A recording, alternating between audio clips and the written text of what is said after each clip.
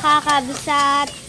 Pagising ko ngayong umaga, naabutan ko si Mami magluluto ng chow fan. Kaya ako naman, dali-dali, ako ay kumuha ng upuan para gawing tuntungan. At tutulungan ko si Mami maghalo. Dahil ito ay aming paborito. Niluto muna ni Mami ang mix tabo, tsaka sinunod kanin, bahaw. Tsaka naman nilagay ang toyo.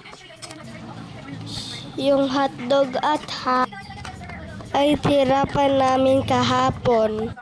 Ni-ref ni Mami para hindi masira. Nilagyan rin ng unting kangkong. Nilagyan rin ng suka at asukal. Yung naluto na, agad naman ako kumuha ng plato at sinalinan ko ito. Makakain na. Ako lang muna ang kumain.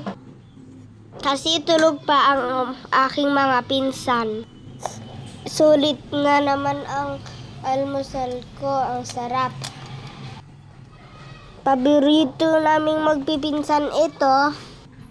May kanin ka na, may ulam na rin. Thank you for watching mga kakabsat. Please like, share, and subscribe.